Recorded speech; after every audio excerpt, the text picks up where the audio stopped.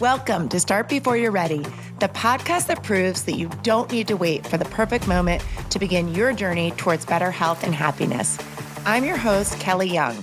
Remember, the first step is often the hardest, but it's always worth taking. Hey guys, it's Kelly, and I'm back with another episode of Start Before You're Ready. And I am thrilled to bring you this rockstar guest today. I am here with Jess Connors. Jess is one of our original KBC instructors. I can't wait to tell you the story about how that all happened, but she's so much more. Jess is a mom, a wife. She is a teacher at Freedom. She's a leader at Freedom. Freedom is our high school here, and she does so much for not only our community, but for our students. So Jess, I want you to just kind of tell everyone a little bit about yourself, maybe just a little bit of your background. Yeah. Thank you so much for having me. I'm really excited about this. So I guess my background with fitness and being active started from before I can even remember, from when I was a little kid. I grew up on the beach in New Jersey, which I know people don't necessarily think of synonymous, but I do. And just watching my dad be really active was a major part of how I grew up. And so that's always been something that I've prioritized, whether it was surfing or run around the woods or whatever we did as kids. And as I, got older and started thinking about career moves and all of that kind of stuff, teaching felt like a pretty natural progression for me. And when we moved sort of unexpectedly to the Northern Virginia area away from the beach, I was feeling like a fish out of water. And I met a neighbor who worked out in the lot with boot camp, and she invited me to come with her. And I kind of never looked back from that point. It felt like a perfect fit. And when I started doing the smaller group training program, Camp U, with KBC, that's when, I got to know you a little bit better, more personally, and some of our other instructors. And I think Amy was helping coach Camp U at the time. And when you asked me if I would consider getting certified to teach barre, it was seriously like a dream come true. Obviously, we've had lots of changes along the way since then and lots of additions, but that was such like a pivotal moment in my workout life.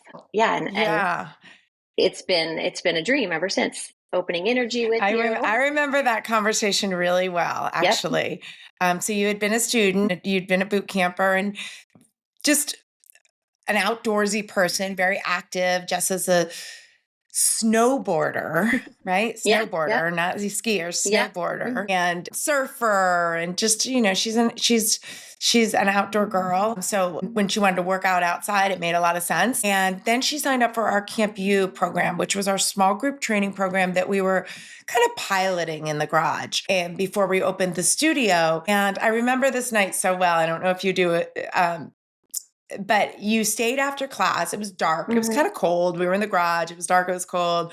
You were talking about some goals. You had some personal goals that you were really wanted to be accountable for. And I was like, oh, let's, the best way to do this is take some pictures. Yeah. And I remember you being like, okay. And then instead of using the scale or instead of using these outside measures, you'll see the difference. Sometimes when you start a program, you don't see it as much unless you have something tangible. So we did that. And I don't usually ask anybody to do that. It's kind of off brand for me.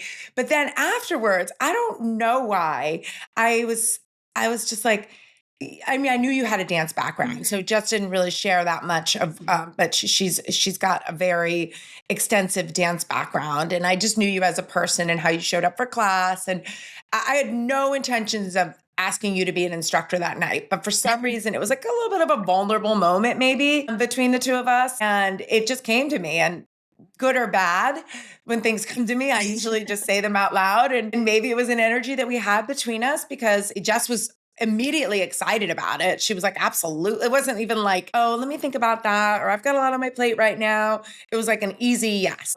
So I love that part of our story together.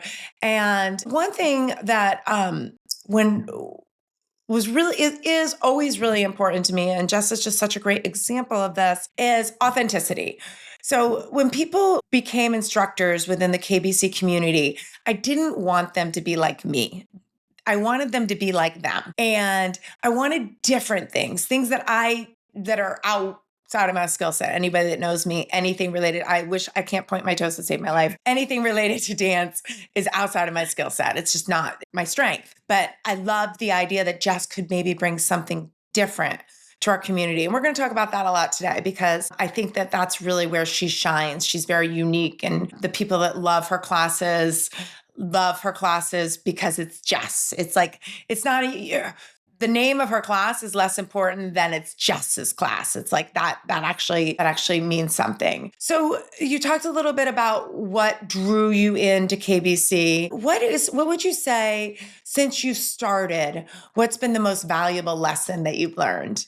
Well, I was thinking about that, and kind of in line with what you were talking about with that conversation we had that night, and even tying in the idea of start before you're ready. I think really that's been kind of how I've lived my life. I have just kind of said yes to things when they felt right without taking the time to think about it or figure it out. And again, for better or worse, because sometimes you regret it and sometimes it doesn't work out the way you thought, but this is not one of those times. And so I think that learning to trust my gut and just kind of going with like, yeah, this really feels right. Whether it was, jumping in to teach and get certified to teach barre way back in, I think we said 2017 or 2016.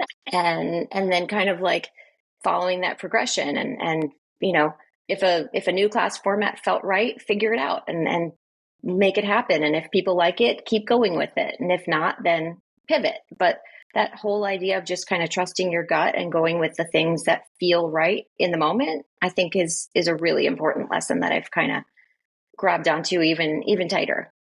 Yeah. And I think one thing that's unique about you, and just talking about the fitness industry a little bit and different programs and classes that we see, I am one to tell you that I love it all. I think every program has value, and the best workout program that you can create yourself is one with diversity, right? You shouldn't just do high intensity interval training. You shouldn't just do running. You shouldn't just do walk. You shouldn't just do any one thing. Diversity is the key to a long career in fitness, not career like Jess and I, but career as a student. If you want to do something for a long time, don't do the same thing, because your body will burn out of that one thing. So true.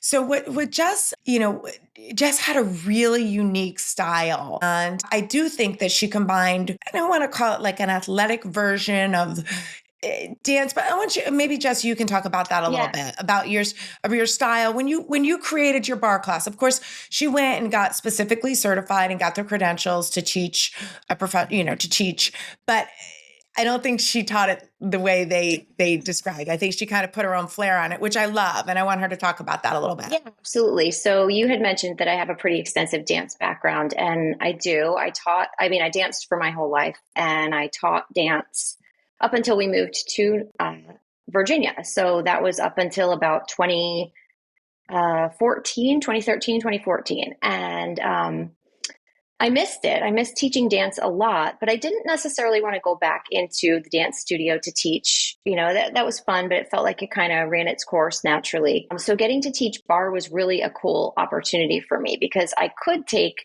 my love of ballet classes and technique and form, which if you ever take my class, I'm a stickler for technique and form. That's where my ballet background shines. But also kind of bringing it into a more athletic, a more workout friendly format where people aren't intimidated. Like, I can't dance. I can't do choreography. That's not my thing. I don't want to do that. That's okay. You don't ever have to do that. And then once you get to know the people who are coming to your class regularly, of course, you can kind of develop different classes to suit their strengths and to suit what they enjoy doing. And it's always something different, but taking my love for like the traditional ballet class and combining it with my love for group fitness and training has helped me develop like what has become a pretty unique style. And getting to end every barre class with a curtsy is our favorite part. Yeah. And it's just so much fun. I will say, I'll say two things. One is Jess has a very cool vibe in the studio. The studio feels different when she's teaching. She's very calm. She's very instructional. It just feels a little bit, it's just a different vibe, which again, I love so much. And I want to talk about, Jess, your evolution, because one of the things that I want our audience to kind of think about, and maybe they don't have a ballet background and they're going to teach barre, that's maybe not there. But what do you do? What did you do before that was something that you really enjoyed, that there might be a version of it at this stage of your life, and that would bring value to not only yourself, but to others? And the cool thing about Jess is she started with barre because that was what was comfortable for her. And that could have been as a student. Well, she started with outdoor workouts because she loved the outside. So that was something that she was already connected to. I love being outside. Let me join this. Had you ever done group fitness before, Jess, before you came to KBC? Yeah, at a couple of the dance studios that I worked at. We had group fitness classes for adults. So yeah, I had been in that environment before. Okay. And then since teaching barre, now Jess teaches, she's got like 3 or 4 signature classes on her schedule.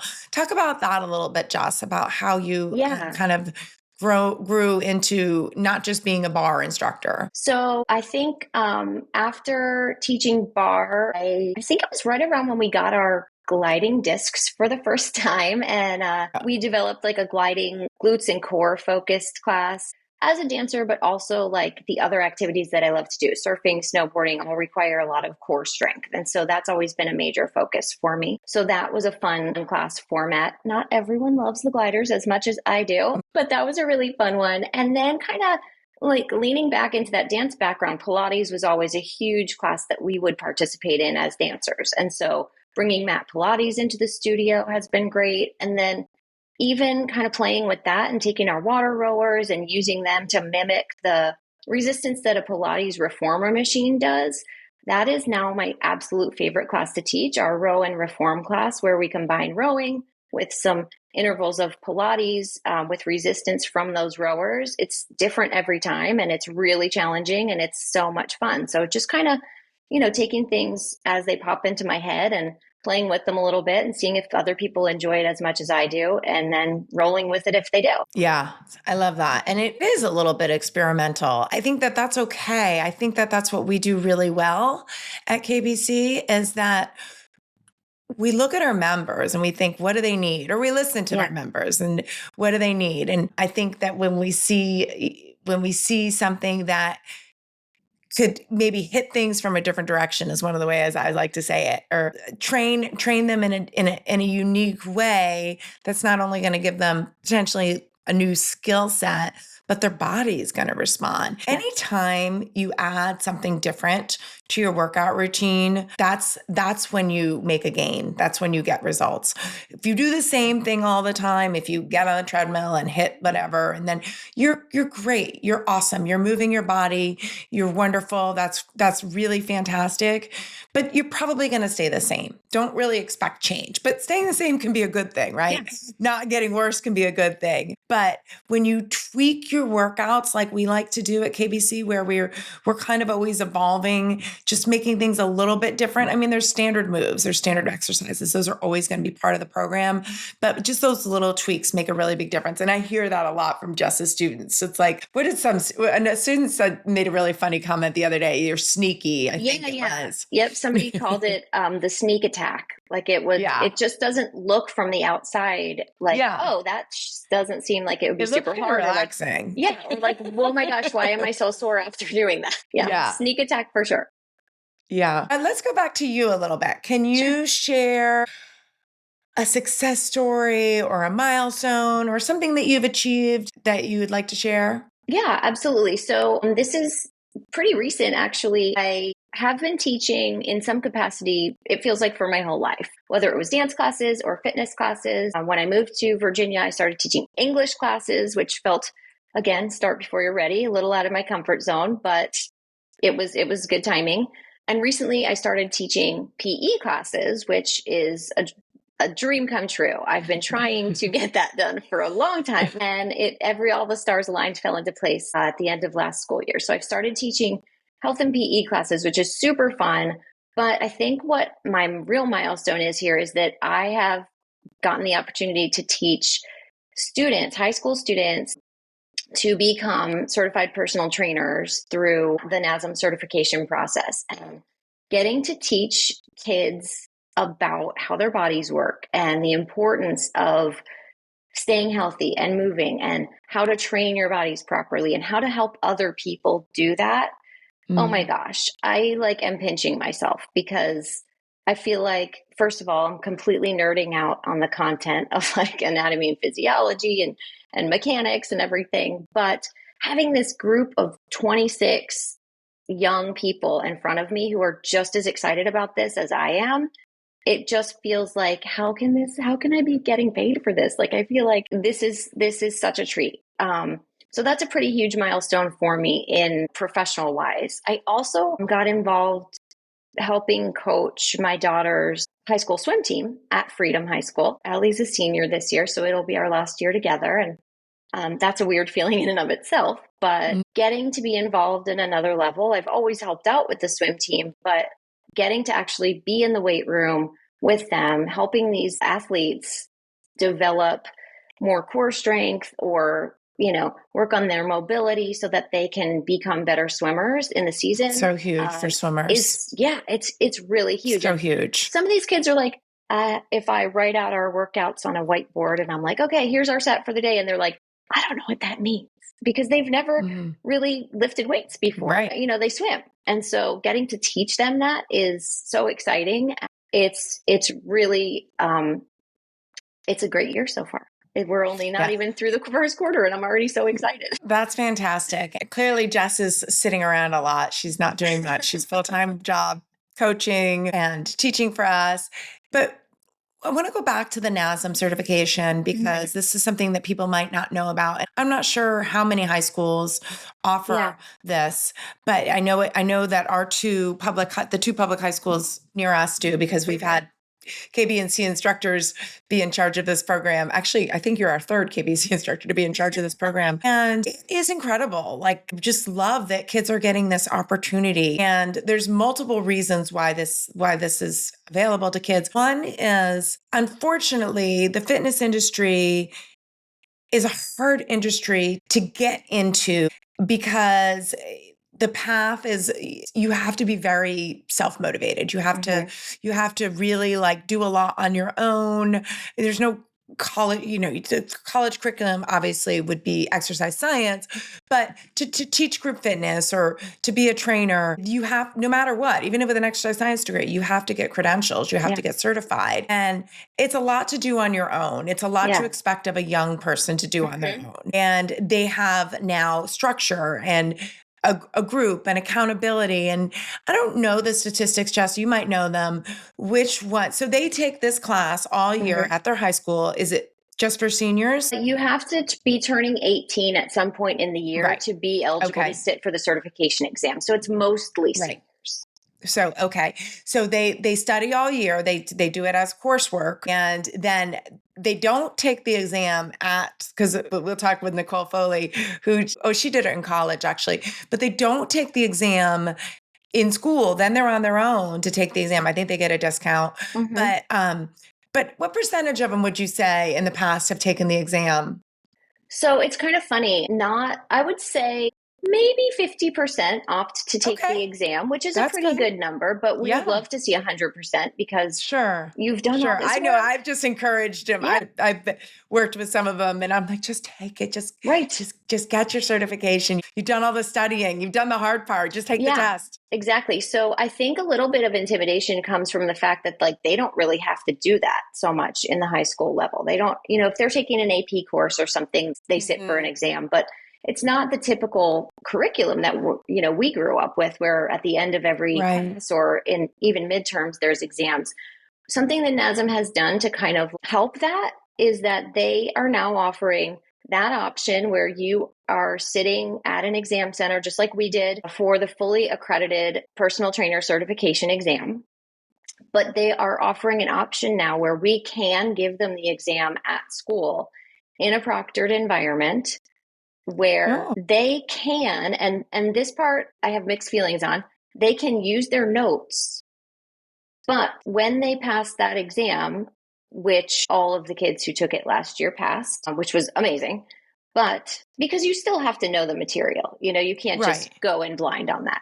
Their certification isn't the fully accredited certification, but they still have, Okay. training. It's like when you take CPR and first aid when you're in freshman year. You've gotten trained in CPR and first aid, but you're not certified. So I it's the see. same type of Okay. situation. So they're not Okay. necessarily losing out. They still have all that knowledge. They still have, Right. some kind of credential, but it's not the fully accredited version. So, Okay. I feel like that's That's kind of a happy interesting. medium for those Yeah. kids who may And not. maybe then that allows them to get some experience because then there's the other statistic, which is crazy. Like the number of people that they do all the work, they pay a lot of money, they study, they take the exam, and then they never use it. Right. So, they don't get clients or they don't use it. So maybe that's a kind of a bridge. I'm actually okay with that. I'm Yeah. okay with that.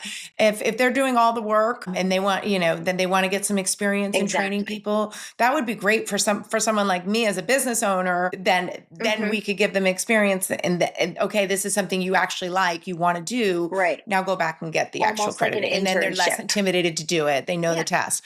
Very, very, very, very cool. I love that. Thank Yeah. you for sharing that. Yeah. That's really great to know. And the world needs more fitness professionals. 100%. Professionals is the key word, not people that, call themselves a professional because they Right. have great abs. That's not a fitness professional. A fitness professional is someone that's studied and earned credentials and puts a lot of time and effort. Your certification, that part of it is like 1% of what you're actually going to do to become a great trainer or fitness instructor. It becomes your world. It's got to be, and this is something else that I tell young people, it's kind of got to be all you think about.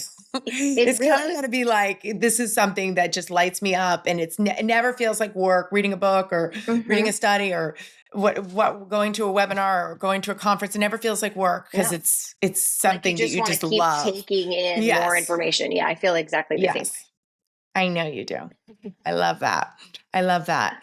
Talk to us, Jess, about maybe something challenging. You've actually had several big challenges over the year and you've just rebounded incredibly. And I'd really love for you to talk about that with the audience and just kind of, maybe what it felt like along the way and your mindset and your struggles.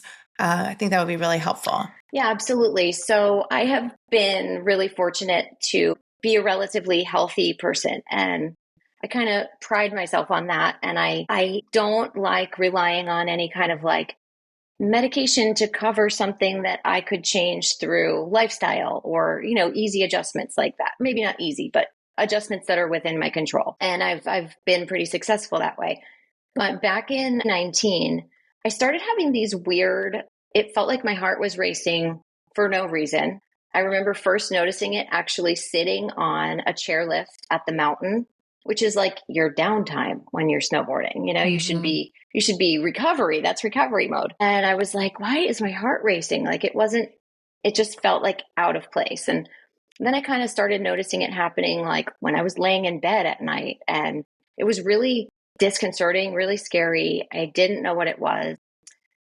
And so finally, I got it checked out, and it turned out I was diagnosed with something called supraventricular tachycardia, SVT, which is basically a misfiring. There's something going wrong in like the electrical connections within your heart that is causing this tachycardia, this, increased heart rate at strange times. It was thankfully not life-threatening, but it could, because of that constant increased heart rate, eventually, if untreated, weaken your heart. And it wasn't something that I was willing to live with. And of course, the first thing that the specialist, I went to a couple different cardiologists and found a specialist who dealt specifically in this issue. The first thing they try to do is prescribe medication. And I was not on board with that. And he said, okay, well, the other option is to go in and we can do a cardiac ablation, which sounded terrifying. It really, really was Not the other ablation, not the cardiac. So it sounded like, but that's what I opted for. I said, is this going to fix it? And he said, it's not a guarantee, but it's pretty successful. And so I said, let's do that. Let's just, instead of messing around with medicine, and let's just fix the problem.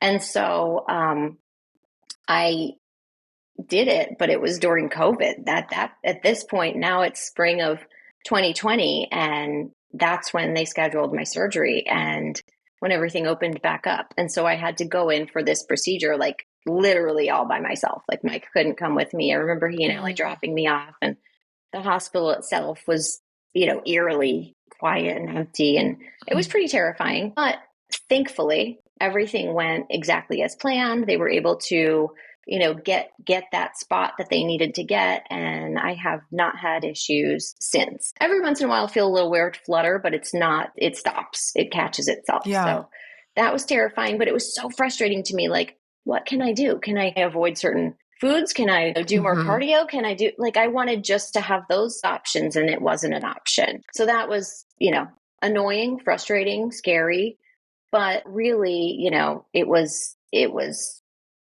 I guess, best case scenario. If it had to happen, this was the best way to go. And knowing it was a weird time, having everyone reaching out to me. The KBC team was reaching out to me, dropping off dinners, all sorts of things, which was the sweetest. I don't like asking for help. So having people do that for me just felt amazing, which was a really, a really good feeling, especially in that very isolated time for everybody. Yes. We couldn't visit, we couldn't do that kind of stuff. So it was a really nice feeling.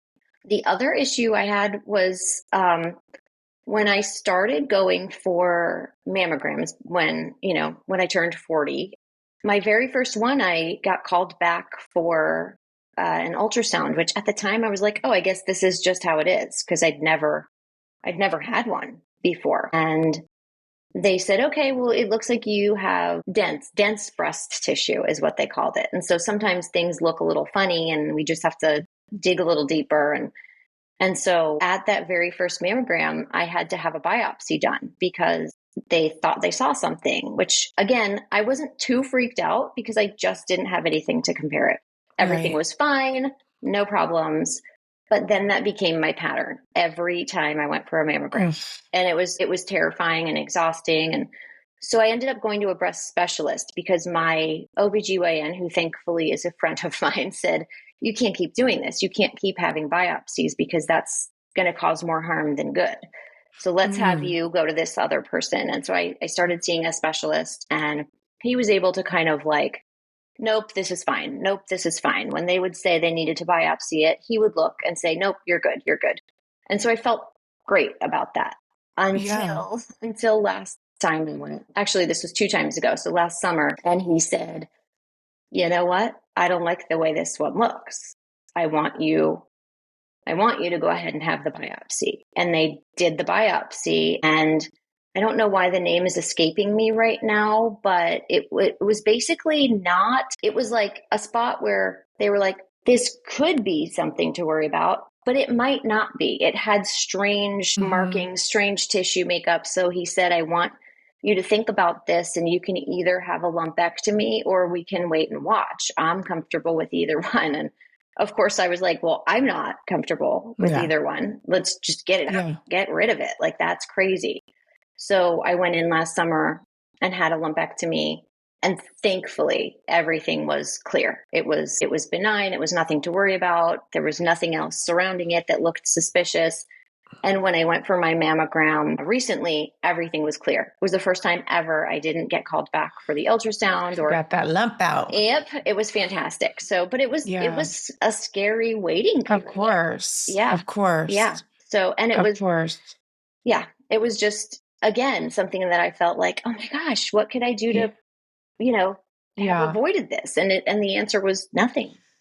And I think that's a really important message for everybody is we all have something coming our way. If you don't have something yet, it's coming. It's coming. And your mindset is going to be so important when that thing comes your way. Right. And your mindset needs to be that I'm in control. I'm strong. I'm healthy. I can fight this.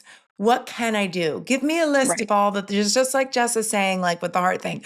Well, sometimes there's nothing. And that goes back to one of my favorite sayings. It's control the controllables, right? Yeah. So, hey, Jess, there's nothing that we can do for this. It's nothing to do with your exercise, your eating, your nutrition, your sleep. It's your heart. And then you can do this or you can do that. Well, okay. So again, she's controlling the thing that she can control. It shows up every day. I think every day there's things that you can control and there's things that you're out of your control. If you spend energy worrying about the things that are out of your control, that's anxiety, right? That's like just creating a really anxious, it's just creating something that is not what we want. So that's why I love fitness, you guys. That's why for me, fitness has been the thing that when I was in a stage of my life where I felt like there was a lot going on that I couldn't control, I felt like if I just went outside and ran, or if I just went and did this, workout up in my dorm room or whatever I decided to do, then I would that was something I could do no matter what. That was something I could do. So it really is helpful when faced with any adversity, breast cancer, heart, anything. Well, what can I do? What are all the things that I can do? And then preemptively, when you're thinking about your health and fitness and wherever you are right now, whatever chapter you're in right now or whatever phase you're in right now, what can you do to become a stronger person physically and mentally is what is going to be your path to doing that. And it doesn't always look the same. And it doesn't have to be like a Justin and Kelly that, we love working out. We love helping other people work out. That's our path. What's your path? What can you do to become stronger physically and mentally? It's harder to become physically, mentally with just a mindset shift and just doing these exercises, we'll call them. But it's not harder to become stronger physically. And I feel like one translates to the other. It's one of the reasons why I'm so passionate about it. Do you agree with that, Jess? I do agree with that. Being physically fit certainly helped me to recover from those surgeries quicker than I would have, or when the doctors come to see you beforehand or the anesthesiologist and they're like, you're not on any medications. Oh, you don't have high blood pressure. Like, it's easy for them. So it was easy for me to recover. But the mental piece, I feel like, really does come from when you're working out or when you're training for something physical. You have to be able to handle those moments of discomfort and those moments of difficulty where you're like, oh my gosh, I just don't feel like training today, or I just don't feel like working out today, or I just don't feel like doing one more rep, but you do it anyway. You do it. And then, that translates to literally every other area of your life. Like, this feels awful today. This feels hard today, but I'm going to do it anyway because it needs to get done. Yeah. There's not an option to say like, that's kind of hard. I'm not going to do it. On our shirts that you gave us a while back that say, show up, work hard, get better, that is a huge motto that I use all the time. The number one thing is showing up, right? Like if you can get yourself there, that's 90% of the battle. And then the rest is going to happen. If you show up, you're good. And I use that in my classes at school a lot too. Like if you're here, I could get you through. But if you're not here, I just need you to be here. Yes. With that showing up part. And it really can translate to so many things in life, right? So true. Showing up, just showing up, just keep showing up. You'll get there. I love that.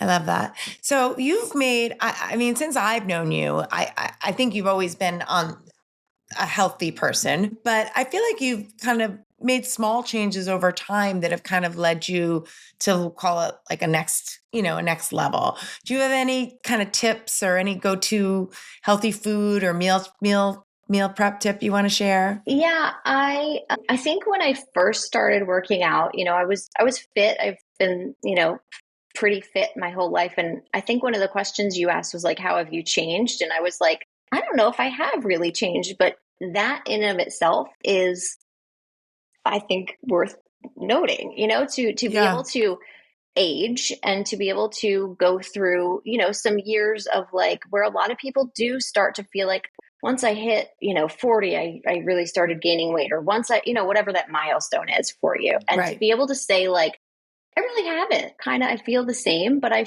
feel like it's more for me, maybe a mental gain or a mental shift where when we first moved here, life felt really overwhelming because Mike was traveling constantly. He just has that kind of a job. And Allie was in kindergarten. Kay was a freshman in high school. We were starting from scratch. We didn't know anyone here. And so it just felt like a lot. I was managing a lot, and I felt like maybe I wasn't always focusing on positivity. I would let myself kind of be like, oh my gosh, this is really hard, or kind of be in more of a negative mind state. Over the years, I've just kind of, I can't point to one special moment where I was like, this is it. But having that shift of like, you know what? Life is so short, and these times, even when they feel tricky or hard or challenging, they're so fleeting. Just enjoy what you can, and focus on what you, like you said, what you can control, and letting the rest go is so freeing. Like, it's just, not to say you can never be in a bad mood, but it's really helped me to even just, take a walk when I feel grouchy or I've had a hard day at work, like take a walk, do something that makes me kind of realize, like, look at all that we do have. Look at all this that we do have. So I think my gains have been more in like mindset and positivity, and learning to let go of things that I can't control or that aren't serving me. Learning how to say no to things, which for me was really like you're doing a great job with that right now, but I'm saying yes to things that I want to do. I kind of, when I was coaching 61 days, one of our rules was, if it's not a hell yes, it's a no. Because if you're not all in, if you're not like, yes, I'm so excited to do this. Especially now, especially where we are now in life. Then like, it's got to light you up. So even if it's social engagement, even if it's something you feel like, oh, I should do this. Like, if you don't want to do it, you're not going to do a good job at it. You're going to resent it. So say no, and it's okay. And that has been really huge for me. So yes, I do still do a lot of stuff, but it's all stuff I want. I want to do. No, that's great. I mean, everything you talked about was something that you clearly could tell you lit up when you talked about it. So it's something that you enjoy. Talk a little bit about the 61 days. So Jess had done a coaching program for women exclusively, and it was a behavior change. And that was one of the things that she really became interested and did a deep dive, actually got a specialty certification in behavior change. If you could leave us, Jess, with one thing maybe that you learned through one of your students. I know I learned the most through my students. I learn way more from my students than I learn from any course that I take. But or in the course, or just in your own experience in relation to behavior change, what would that be? I would say that looking at things, if we're talking health and fitness or wellness overall, looking at the changes you can make to add things into your life, rather than looking at, oh, I can't do this anymore, or I can't eat this anymore, or I'm not allowed to fill in the blank. And looking at, from that positive mind shift, what can you do? What could you add in that's going to make you feel better? What could you do differently that will help you stop feeling the way you don't want to feel? So we always looked at it as like, what can you add into your routine that's not going to be hard? It's not going to, what if you drink a glass of water while your coffee is brewing for the morning? That's not hard, but it's only going to make you feel better. You're not taking anything away. You're not saying I can't have my coffee. And so just figuring out how to add things in that make your life better, rather than looking at things on what do I have to take away, or what can't I do anymore? That is actually some of the best advice I think that you could give. It really is true. It really is true, because it's overwhelming when people want to start or they want to become a healthier version of themselves. Sometimes they think, I got to give up this. I got to give up this. Why don't we just start walking after every meal, or just like add something? I really, really love that. And it's funny because I meet with a lot of people one-on-one trying to get them started into our programs, and they'll always say, well, should I do that? Like all I'm doing is exactly what Jess is saying, is like talking about things. I want you to start doing this. I want you to, like, I try to give them 3 things. That's my, like, no more than 3 things at once. Some of them are really simple, like water, but giving them 3 things. Okay, I want you to focus on these 3 things. And then they always want to know, well, what about this? What about this? Baby steps. Yeah. The slower you move towards where you want to go, the more likely you are to get there. If it is this huge overhaul and you're changing everything about your life, you're going to revert back to what you used to do. So don't underestimate the baby steps. People will come and they'll say, I don't exercise. Well, I walk every morning. I'm like, oh my God, you walk every morning? That's amazing. Yeah, that's incredible. Don't minimize that incredible achievement if it's something you truly do. So it really is. And it's like, okay, you're doing that. And what else can we do? What else can we add? It's layers, it's baby steps. If you truly want real change, Jess's advice is spot on. Focusing on the things that you're going to bring in, the things that are going to move you towards where you want to go. I love that. Yeah. Jess, it's been so fun talking to you. I feel like I could talk forever. I feel like I could keep going. I feel like I could talk to you forever about all of this. And I just want to say that I'm so incredibly proud of you. I know you've always been a leader and you've always been self-motivated, but I do think that you've taken yourself outside of your comfort zone and done some things that maybe were a little bit hard. They weren't exactly what you wanted to do, but you grew from them. Yeah. And that is something that we all need to think about. Like, what if we do always what's comfortable, we're really not going to have the kind of growth that we're capable of. So what's that little thing maybe you can do? Maybe that will be our takeaway for our audience today, for them to think about what's that little thing that you can do that's maybe a little bit uncomfortable, not necessarily in your Kelly loves to do this list or Jess loves to do this list, that you can put yourself out there for. It's not something you have to do forever, but maybe just something a little bit different. Love it. Awesome. I love it. Thank you so much, Jess. Thank you, Kelly. A great rest of your day. Guys, thank you so much for listening. We'd love to hear from you, and be ready for more awesome community members and instructors just like Jess. Thank you for tuning in to another episode of Start Before You're Ready. If you enjoyed this episode, please subscribe, leave a review, and share with a friend who might need a little motivation. Ready to start your own journey? Check out our workouts and nutrition coaching programs at kellysbootcamp.net. You can choose from in-person sessions or virtual programs. Set up a complimentary coaching session to get started. Follow along with me and the show on social media at Kellys_bootcamp. Until next time, this is Kelly Young reminding you that the best time to start is always now.